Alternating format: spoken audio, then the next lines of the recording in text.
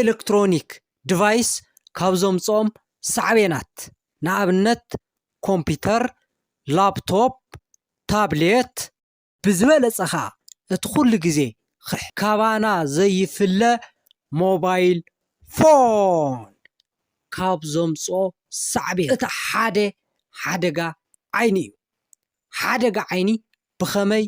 ከምጸልና ይኽእል ንዝብል ኩሉ ግዜ ሞባይልና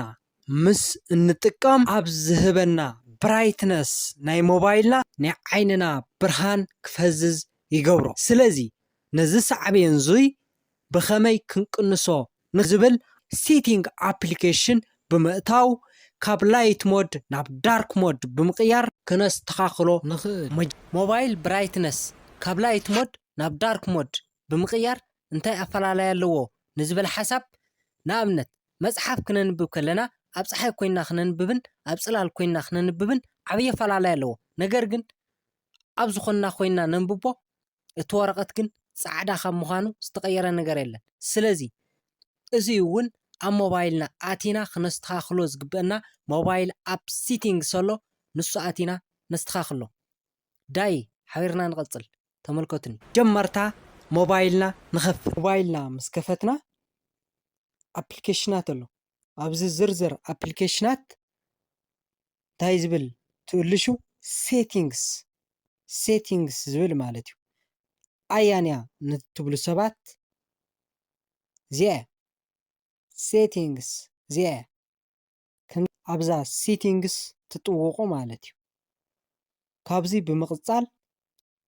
ኣብ ኩለን ሞባይል ከምዚ ጌርኩም ዝጽሑፍ እዚ ምስ መጸልኩም ኣብ ኩለን ሞባይል ኣሎ እዩ ኣብ ሴቲንግስ ዲስፕሌይ ዝብል ጽሑፍ ኣሎ ማንኛውም ሞባይል ኣሎ እዛ ዲስፕሌይ ትብል ጽሕፍቲ ንነኽኣ ማለት እዩ ዲስፕሌይ ዝብል ምስ ነኽኣና ላይትና ዳርክ ሞድ ይመጸልና ላይትና ዳርክ ሞድ ማለት ኣፈላላዩ እዚ ላይት ዝብል ብጻዕዳ ነገር ማለት እዩ እዚ ዳርክ ድማ ብጸሊም ነገር ማለት እዩ ስለዚ ላይት እንድሕር ዳ ኮይኑ ዝዓበይ ሓደጋ ኣለዎ ዳርክ ተኮይኑ ግን ዝቐለለ ይቕንሰልካ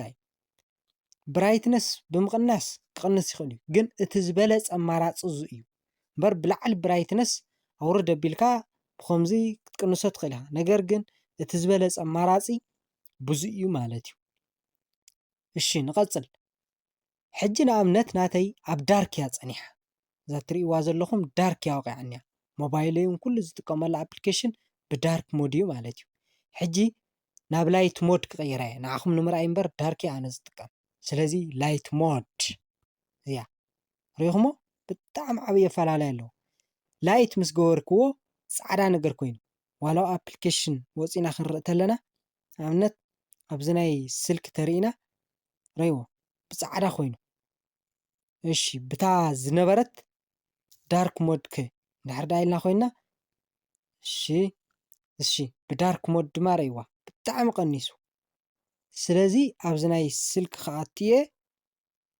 ስልክ ከኣት ኣለኹ ርኢዎ ሓሪፍ እዩ እዚ ንዓይንኻ ካብ ሓደጋ ብዝተኻእለ መጠን ይቕንስ እዩ ዓይንና ንኸይድምዝዝ ንእሽተን